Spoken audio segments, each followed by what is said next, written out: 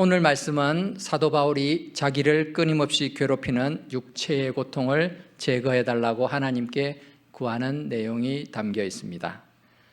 우리의 삶 속에서도 우리를 힘들게 하고 괴롭히며 잠 못 이루고 또 근심하다가 결국 낙심케 하는 일들이 종종 발생하지요. 이렇게 힘들고 어려울 때 고난이 우리의 삶의 근간을 송두리째 흔들어댈 때 여러분은 어떻게 그 고난의 시간을 극복해 오셨고 또 그 고난의 시간을 극복해 갈 수 있을까요? 오늘 말씀을 통해서 고난 속에서 하나님의 자녀인 우리는 어떻게 대처해야 하는지 살펴보고자 합니다.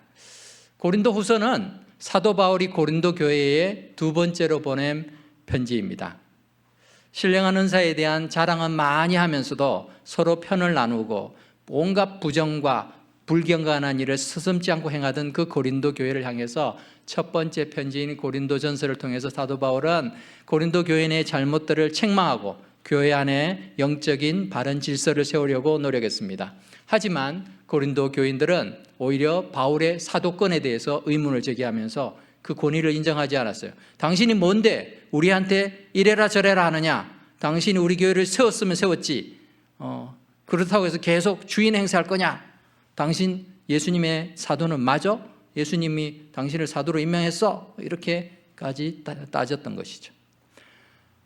그래서 사도 바울은 두 번째 편지를 보내면서 자신의 신분과 또 사도로서의 자격이 충분할 뿐만 아니라 그리스도와 복음을 위해서 얼마나 많은 수고, 핍박, 환난, 고난을 내가 경험했는지를 쭉 일일이 나열합니다. 좀 치사한 방법인 것 같은데요. 사도 바울이 뭐 유치한 사람들을 대상으로 할 수밖에 없으니까 상대하니까 그렇게 한 거예요.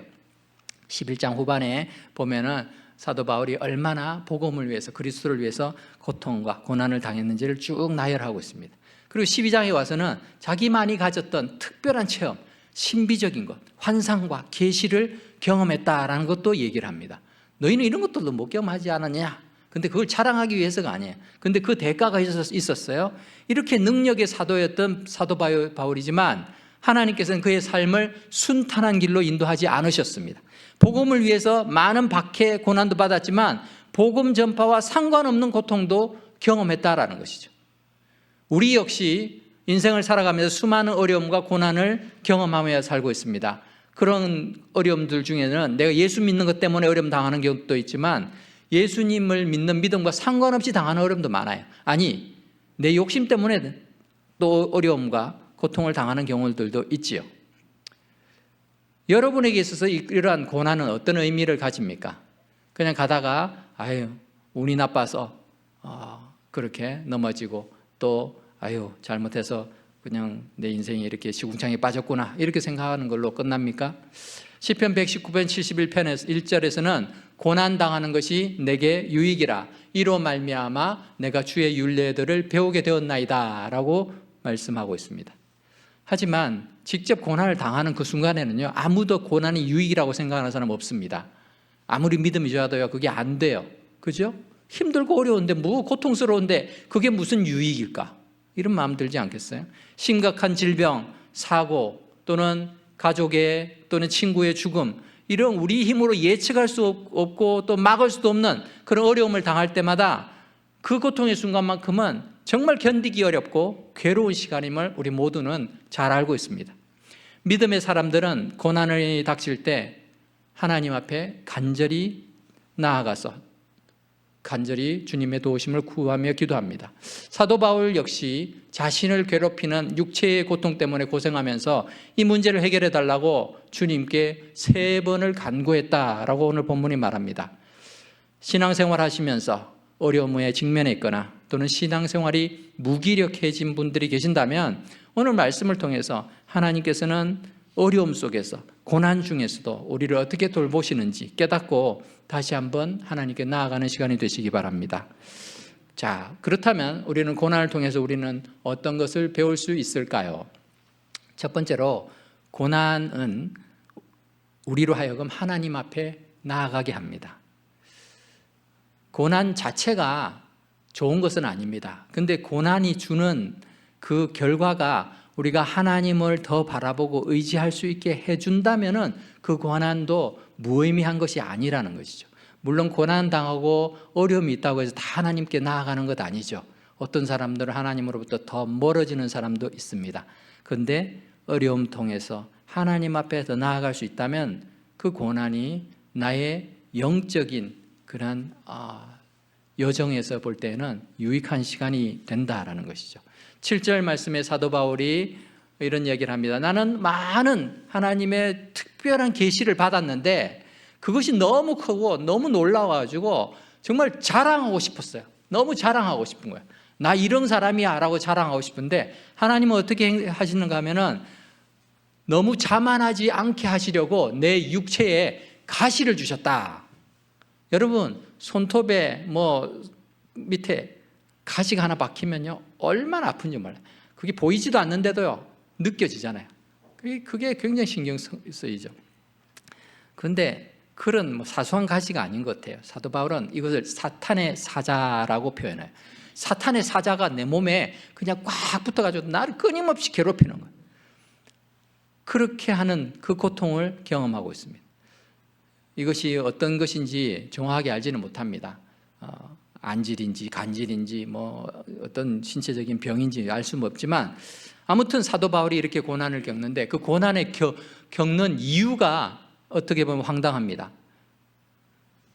이는 나를 쳐서 너무 자만하지 않게 하려 하심이라. 하나님께서 너 자만하면 안 돼. 특별한 계시를 받았어? 나를 위해서 충성했어? 그렇다고 너무 교만하지 마. 그러면서 육체의 가시를 주셨다는 거예요. 좀 어이가 없지만 특별한 은혜에도 자만하지 말라고 하나님이 가시를 주셨다. 육체에 어려움을 주셨다. 그만큼 우리 인간은 자만심, 우월의식을 스스로 통제할 수 있는 그러한 능력이 없습니다. 우리는 스스로는 내가 겸손하게 잘한다라고 생각하지만 어느 순간에 교만에 있는 우쭐대어 있고 또 남을 나보다 더 못하게 내가 굉장히 대단한 것처럼 그렇게 생각할 때가 많다라는 거죠. 그런데 고통과 고난은 많은 사람들에게 겸손하게 만드는 계기가 됩니다. 고통과 고난이 있는데 거기서 막 자기 자랑할 수가 없어요. 가정에 문제가 막 많은데 근데요 사람들 앞에서 막 내가 이거 했고 저거 했고 막 자랑할 수 없어요. 그죠? 내가 육체가 너무 아프고 괴로운데 자기의 성공을 자랑할 수가 없죠. 너무나 연약하니까 하나님을 찾게 되는 것이죠. 저는 여러분들이 아실런지 모르겠지만 어릴 때나 지금이나 참 교만해요. 오늘 아침에도 제 아내가 그걸 지적을 하던데 어릴 때는 교만한 줄 모르고 교만했고 지금은 교만한 줄 알면서도 교만한 모습을 잘 감추며 살고 있는 것 같아요. 네. 그래 교만이 잘 사라지질 않아요. 근데 이렇게 다시 소장이 맡겨서 수술을 받고 병실에 오래 있어 보니까 내가 아무리 잘났다고 해도 내가 할 수 있는 게 아무것도 없구나. 이걸 다시 한번 경험하게 돼요. 인생은 무기력하고 그렇게 나약한 존재라는 것을 다시 한번 깨닫게 되면서 하나님 앞에 더 의지하도록 그렇게 하시는 것 같아요. 그렇다고 해요. 그 교만이 하루아침에 사라지겠어요? 근데 끊임없이 하나님께서 그렇게 가르쳐 주시는 것 같아요. 우리는 너무나 자주 하나님의 은혜와 능력을 잊어버립니다. 교만은 하나님이 어떻게 생각하십니까? 잠언 18장 12절을 보면 사람의 마음의 교만은 멸망의 선봉이다 라고 말하죠. 베드로전서 5장 5절 후반절에 보면 하나님은 교만한 자를 대적하신다. 교만한 것. 교만이 그만큼 무서운 거예요. 여러분 아담과 하와가 타락한 이유도요 교만해서예요. 나도 하나님처럼 될 수 있다라는 생각을 품었거든요. 어디 창조하신 하나님에게 피조물인 인간이 내가 하나님처럼 될 수 있겠다라는 마음을 품어요. 그 교만이 결국은 인류 전체를 타락의 길로 이끌지 않습니까? 그 교만한 인생은 하나님이 대적하신다. 그래서 하나님은 그 사랑하시는 자들에게 때로는 고통을 통해서라도 겸손하게 낮추시면서 하나님을 바라보게 하시고 하나님 앞에 나아가게 만드는 줄 압니다. 모든 것이 당연하게 여겨집니까? 아니죠. 하나님의 은혜입니다. 심지어 우리가 겪고 있는 고난도 목적이 있다라는 것을 우리는 사도 바울을 통해서 깨달을 수 있습니다. 우리가 어려움 가운데서도 겸손한 마음으로 하나님을 간절히 찾고 하나님 앞에 나아갈 수 있다면 그 고난의 시간은 하나님께서 만지시는 그 손길이 우리와 함께하는 시간인 줄 믿습니다. 두 번째로 고난이 주는 가르침은 문제의 해결을 하나님의 관점에서 바라보아야 된다라는 것을 알려줍니다. 우리는 문제가 생기거나 어려움이 생기면은 즉각적으로 하나님을 찾죠. 믿음의 사람들이니까. 하나님 도와주세요. 기도합니다. 근데 벌써 우리에겐 시나리오가 딱 짜져 있어요. 하나님 이렇게 도와주세요. 내가 그 문제 해결 방법까지 하나님 앞에 알려주고 있는 거예요. 그죠? 그런데 하나님은 그렇게 하시지 않을 때가 많아요. 사도 바울도 마찬가지였습니다. 고난이 어려움이 있으니까 기도합니다. 8절에 이것이 내게서 떠나가기 위해서 육체의 이 가시 사탄의 사자 이것 하나님 좀 없애주십시오. 이걸 떠나가기 위해서 내가 3번을 주께 간구했습니다. 3번을 간구했다는 건요 간절히 기도했다는 거예요. 그죠? 하나님 이거 해결해 주셔야 됩니다. 이거 도와주셔야 됩니다. 사도 바울은 그렇게 문제를 해결해 주시면은 아마도 더 열심히 복음을 전하고 더 많은 일을 할 수 있었을 것입니다. 그렇지 않겠어요? 우리가 아는 사도 바울은 그랬을 것입니다. 그러면 하나님이 당연히 그 기도 들어주셔야 될 것 같은데 하나님은 야속하게도 바울의 기도를 들어주지 않습니다. 그 대신 뭐라고 말씀하셨죠? 우리 9절 말씀 한번 같이 읽어봅시다. 나에게 이르시기를 내 은혜가 네게 족하도다. 이는 내 능력이 약한 데서 온전하여 짐이라 하신지라. 그러므로 도리어 크게 기뻐함으로 나의 여러 약한 것들에 대하여 자랑하리니 이는 그리스도의 능력이 내게 머물게 하려 함이라. 아멘. 고난이 닥치고 큰 어려움이 부딪힐 때 내가 원하는 방식으로 하나님 도와주십시오. 그렇게 우리는 기도하고 또 기대합니다. 사업에 부도가 나기 직전인 그러한 사장님들은 부도가 나지 않게 해달라고 그것이 최선이라고 생각합니다.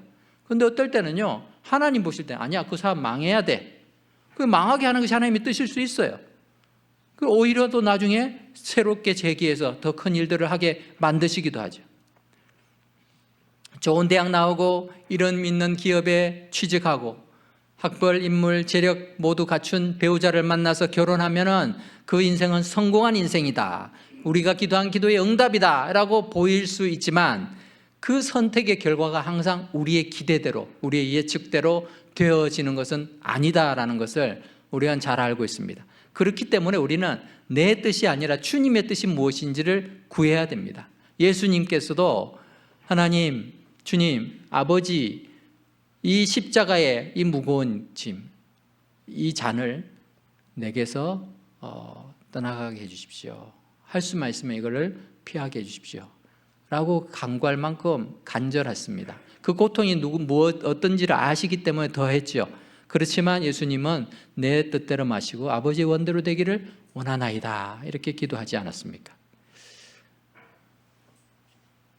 지난번에도 말씀드렸지만 이 병원에 입원해서 치료를 받는 모든 환자들은 자기의 그 치료가 의사의 손에 달려있다고 생각하기가 쉽습니다. 그래서 많은 환자들, 보호자들, 의사 선생님이 뭐라고 말하는지 하나님 말씀처럼 귀담아 들어요. 그냥 지나가지 않아요. 뭐 그랬으면 그 말씀을 새겨듣죠. 그런데 참 의사가 병을 고치는 게 아니라 하나님이 병을 고치는 거죠. 수술을 하는 의사는요 그냥 문제의 그 원인을 찾아가지고 제거하고 그냥 연결해 놓고 있는 거지 그러고는 할 수 있는 게 없어요. 열이 나 그럼 해열제 주고 아프다고 통증이 있다고 그러면 진통제 놔주고 더 아프다 그러면 더 센 진통제 놔주고 그리고 토할 것 같다 그러면 구토 억제제를 주고 막 그럽니다. 위가 속 부풀어 속 쓰리다 하면 위산 억제제를 놔주고.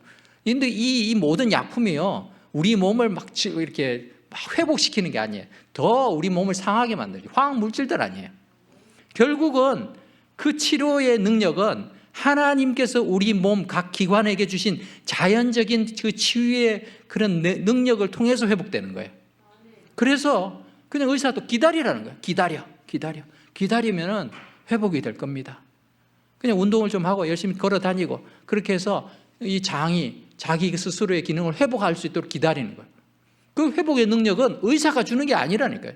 하나님이 우리의 몸에 창조하실 때부터 그렇게 만들어 주셨으니까 그게 되는 거죠. 그런데도 우리는 의술이, 과학이 하나님 것처럼 매달리고 문제 해결 방식도 내가 정해낸 틀 속에서 그것이 가능하다라고 생각하면서 하나님보다는 내 방식을 자꾸 추구할 때가 많다라는 것입니다. 고난이 닥치고 어려움이 있을 때마다 우리는 이 문제를 하나님께서 어떻게 다루시기를 원하시는지를 볼 수 있어야 됩니다. 내가 보기에는 불공평해 보이고 억울한 것 같아도, 아니 이 방식이 아닌 것 같아도 때로는 하나님께서는 우리가 이해할 수 없는 방식으로 하나님의 주권을 드러내시는 분이심을 우리는 인정해야 되는 것이죠. 사도 바울은 이 진리를 바로 이해했습니다. 그래서 내가 약할 때에 주님의 능력이 온전히 드러나게 된다라는 것을 깨달으니까 더 이상 하나님 앞에 하나님 이 문제를 해결해 주셔서 이 육체의 가시를 제거해 주셔서 나를 강하게 만들어 주십시오라고 말하지 않습니다. 육체의 가시를 제거해 달라고 기도할 필요가 없어진 것입니다. 그 반대로 내가 약해야 주님의 능력이 드러난다면 주님 기꺼이 이 모든 연약함을 제가 안고 가겠습니다. 자신의 약함을 자랑하면서 이런 연약한 자신을 통해서 일하시는 주님의 능력을 드러내는 것을 기뻐했던 것입니다. 약 5년 전 KBS 열린음악회에서는 뇌성마비 장애를 지닌 송명희 시인을 초대해서 소개를 한 적이 있습니다. 우리가 잘 아는 분이죠. 송명희 시인은 선교사입니다. 거의 선교사. 많은 곳에서 간증을 하고 지금은 환갑이 넘은 연세인데도 참 끝없이 하나님을 향한 그런 시를 쓰고 찬양곡을 쓰고 있습니다. 그녀가 지은 나라는 그런 찬양곡을 대한민국 모든 시청자에게 그 열린음악회에서 함께 불렀어요. 공영방송에서 하나님을 찬양하는 찬양이 울려 퍼진 거예요. 그 가운데는 기독교인이 아닌 사람도 많았을 텐데 다들 거기에 눈물을 흘려요. 그 가사가 그렇기 때문입니다. 나 가진 재물도 지식도 건강도 없지만 나는 남이 못 본 것을 보았고 남이 듣지 못한 음성 들었으며 남이 받지 못한 사랑을 받았고 남이 모르는 것 깨달았네. 공평하신 하나님. 여러분, 송명희 시인을 직접 본 사람들은 하나님이 불공평하다고 여길 수밖에 없어요. 왜 저 사람 저렇게 많다 이렇게 살게 하시나? 태어나서 자기 실수도 아니에요. 의사의 실수로 태어나면서 이 손해를 잘못 건드리는 바람에 뇌성마비가 온 거예요. 근데도 생각하는 건 멀쩡하거든요. 근데 몸을 자기가 주체할 수가 없죠. 어떻게 보면 이런 불공평하고 억울한 일이 있을까 싶은데도요, 이 송명희 시인을 통해서 공평하신 하나님을 찬양하고 있는 것이죠. 세상 사람들의 시선에서는 무능하고 불완전한 존재인 것처럼 보이는 자신도 하나님의 관점에서 보이니까 남이 가지지 못한 것을 내가 많이 가졌다라는 거죠. 그것으로 인해서 공평하신 하나님을 찬송했던 것입니다. 내가 가진 장애, 아픔, 약점들이 모두 해결돼야지만 하나님이 내 기도를 들어주셨다라고 그렇게 생각하고 있지는 않습니까? 여러분, 어린 자녀들이 위험한 물건을 달라고 하면은 자녀들의 그 기쁨을 위해서 줍니까? 안 주죠. 미국에서는요, 3살짜리 애가 부모 총 가지고 놀다가 자기 동생을 쏴 죽이고 이런 일들이 있어요. 자기 부모를 쏘고 쏘고 싶어 쏜 게 아니죠. 감당할 능력이 안 되는데 그걸 가지고 있다가 그렇게 되는 거죠. 하나님께서는 우리의 삶 속에 내가 원하시는 것이 아니라 하나님께서 우리를 통해서 이루시기를 원하시는 모습으로 우리를 다듬어 가고 계시는 줄 믿습니다. 그것을 하나님이 기뻐하신다는 것이죠. 이런 믿음이 있을 때 우리도 비로소 9절에 사도 바울이 한 말씀처럼 하나님의 은혜가 내게 족하다라고 인정하고 그 연약함과 고통과 어려움 속에서도 기뻐하고 감사할 수 있게 되는 것입니다. 원래 우리 교회 표를 함께 드리는 기도, 함께 이루는 하나님의 나라로 정하고 함께 기도하자라고 말씀드렸는데요. 하나님께서는 저를 왜 이렇게 1월 1일부터 병원에 입원하게 했는지 모르지만 그 일로 인해 가지고 우리 성도들이 열심히 기도하게 됐어요. 저는 그게 너무 감사하더라고요. 왜 내가 아파요? 이왕이면 또 딴 분이 좀 아파가지고 입원하면서 기도해도 될 텐데 꼭 목사가 이렇게 병원에 입원해야 되나 싶기도 하지만 아마도 목사가 아픈 게 제일 그래도 성도들이 함께 기도하기에 좋았던 것 같습니다. 뭐 아무튼 하나님의 뜻을 다 알기는 어렵지만 그렇게 합심기도하고 함께 지금도 시간을 정해놓고 중보기도하는 그런 성도들이 계셔서 얼마나 감사한지 몰라요. 고난과 어려움을 통해서 하나님께서는 또 다른 일을 이렇게 이루어 가시는 것을 보게 됩니다. 사랑하는 성도 여러분, 어려움과 고난이 닥치더라도 그 속에서 주님께 시선을 고정함으로 하나님께서 내 문제를 통해서 내가 원하는 방식이 아니라 하나님의 방식으로 나를 다듬어 가시고 치유하시고 또 회복시키시는 그 은혜를 함께 경험하는 저와 여러분 되시기 바랍니다. 마지막으로 고난이 주는 가르침은 고난의 궁극적인 목적은 하나님을 높이는 데 있다라는 거예요. 이걸 잊어버리면 안 됩니다. 사도 바울은 10절에서 이 사실들, 이 하나님의 뜻을 깨달은 다음에 내가 그리스도를 위하여 약한 것들과 능욕과 궁핍과 박해와 공고를 기뻐한다. 자기가 당하는 이 모든 약하고 어렵고 고통스러운 것, 이것을 기뻐합니다. 왜냐? 내가 약한 그때가 강하다는 거죠.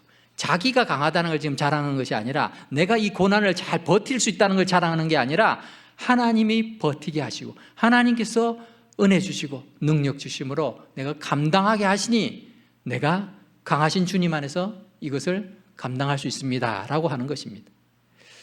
고난을 잘 극복하는 자신을 드러내고 있는 것이 아니라 고난 속에서도 힘들어하면서도 여전히 하나님의 은혜 덕분에 견딜 수 있음을 감사하고 하나님을 높이는 것이 고난 속에서 빛나는 그리스도인의 아름다운 모습인 줄 믿습니다. 우리에게 주어진 고난에 대한 하나님의 뜻은 무엇일까요? 하나님께서는 하나님의 자녀인 우리들이 어렵고 힘든 상황에서도 우리의 위로와 능력 되시는 분은 오직 하나님 분이심을 인정하고 주님을 더욱 바라보기를 원하시는 줄 믿습니다. 우리의 연약함을 통해서도요, 하나님은 주님을 드러내는 그 인생을 기뻐하세요. 우리는 종종 내가 뛰어나고 탁월해야 하나님께 영광을 돌릴 수 있다고 생각을 해요. 그런 경우들도 간혹 있습니다. 이탈리아에서 열렸던 동계올림픽이 오늘 막을 내렸는데 이런 올림픽과 같은 세계적인 경기에서 금메달을 목에 걸거나 또는 뛰어난 연기 실력으로 인정받아서 큰 상을 받는 자리에서 하나님께 영광을 돌리는 선수들 또는 연예인들 여러분 많이 보셨을 것입니다. 그런데 하나님께서는 그런 사람들만을 통해서 영광 받으시는 게 아니라고요. 그 사람들은요, 자신이 벌써 영광을 받고 있어요. 그죠? 사람들이 야, 저 사람 대단하다. 근데 제가 아니고요, 하나님께서 하셨습니다. 그렇게 알려주는 것뿐이에요. 근데 여전히 자신은 드러나고 있죠. 근데 하나님이 더 기뻐하시는 건요, 내가 연약하지만 그럼에도 불구하고 하나님을 의지하는 그 사람들을 통해서 하나님이 영광 받으신다는 것입니다. 그렇기 때문에 저나 여러분에게도 소망이 있는 것입니다. 남보다 더 잘나서가 아니라 고난과 고통 속에서도 내 힘으로는 견딜 수도 이길 수도 없는 그러한 연약한 존재임을 인정하면서 하나님의 은혜를 구하고 하나님께서 이 어려움 속에서도 나를 살려주셨습니다. 나를 살게 하십니다. 여전히 어려움은 계속되고 있지만 그래도 주님 바라보고 나아갑니다 라고 할 때 사람들이 우리의 연약함을 통해서 하나님의 은혜를 보고 하나님의 능력을 보게 될 줄 믿습니다. 말씀을 맺겠습니다. 여기 계신 분들 중에는 소장수술을 2번 했던 저보다 더 극심한 고난과 고통을 경험한 분들도 많이 계신 줄 알아요. 수술을 받고 병원에서 회복되고 되지 않고 이럴 때는요, 너무 고통스러워가지고 살 수 있을까? 이런 생각이 들 때도 많았어요. 너무 힘드니까요. 누가 100만 불을 준다고 해도요, 나 다시는 이거 하고 싶지 않다. 근데 제가 하고 싶지 않다고 해서 이게 생기지 않는 게 아니거든요. 의사들의 말은 수술을 하면 할수록 소장수술은 또 해야 될 가능성이 많은 거예요. 그만큼 위험 부담이 있어요. 근데 어떻게 하겠어요? 내가 해결할 수 있는 부분도 아니니. 그럼에도 그것을 회복시켜 주시는 것이 감사하고 또 여러분 앞에 서서 이렇게 말씀을 전하고 함께 예배 드릴 수 있는 것도 감사하죠. 하나님의 은혜입니다. 내가 뛰어난 신체적 회복 능력을 가져서 그런 것이 아니죠. 아무리 건강해 보여도요, 우리의 뜻대로 우리의 인생이 흘러가지 않습니다. 지금도 여러분 가운데서 사망의 음침한 골짜기를 지나고 있는 그런 분들도 계실 겁니다. 가정의 문제로 아니면 사업의 문제로 여러 가지 참 남들에게 말하지 못하는 그 고통 때문에 어려운 분들도 계실 것입니다.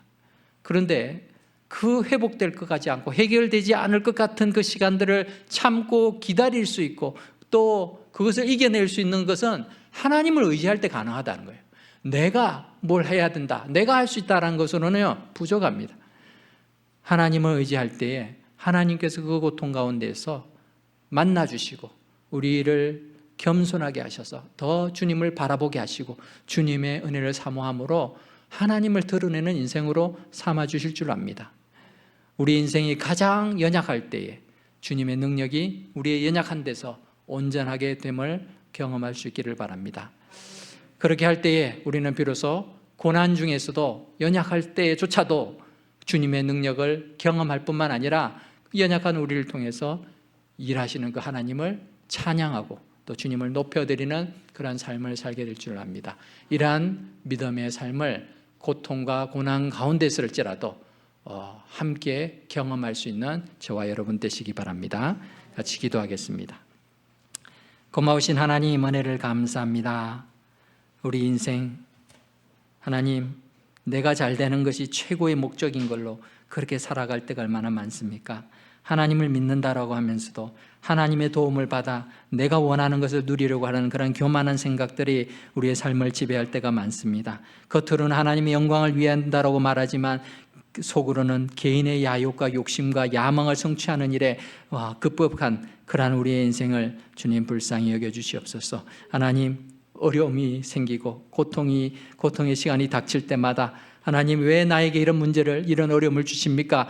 이렇게 하소연하고 불평하고 원망할 때도 있지만 하나님 우리를 낮추시면서 하나님의 하나님 되심을 보게 하시고 겸손하게 주님의 은혜를 구하게 하시며 더욱더 주님 앞에 나아가게 하시는 것이 하나님의 은혜인 줄 알고 또 감사를 드립니다. 아버지 하나님, 연약한 인생을 통해서 하나님의 살아계심을 증거하는 인생 되게 하시고 또 나의 약함을 통하여 하나님의 그 능력을 많은 사람들에게 전하며 복음의 그런 씨앗을 뿌려가는 저희들 될 수 있도록 저희를 사용하여 주옵소서. 예수님의 이름으로 기도드립니다. 아멘.